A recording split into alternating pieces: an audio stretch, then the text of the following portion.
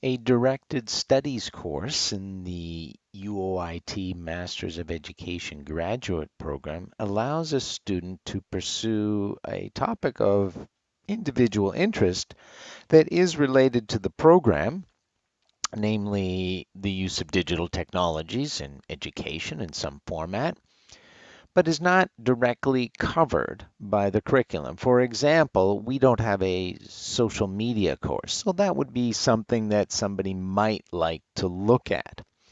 Now, what the student needs to do is get a supervisor to work with the student throughout the term and create this learning experience. Now, a professor who does this on a volunteer basis. This is a strict service. The professor gets no money for this. So typically, student and professor work together to produce something that will be a benefit to both.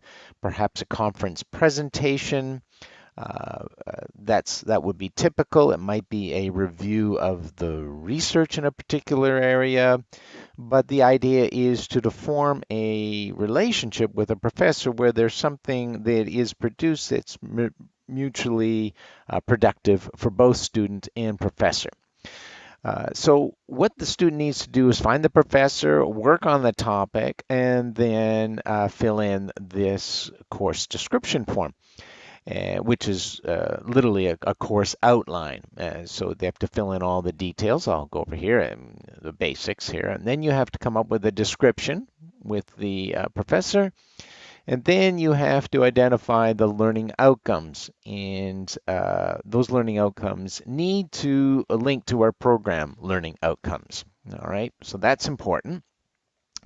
So you would list those, and then you talk about the course design, what your plan is, how often you would meet with your professor, that kind of thing, and then the topics. And so you literally go over the week. It's a 12-week course, so it would be in the fall for the 12 weeks, in the winter for the 12 weeks, and then the spring, summer it would combine for both terms.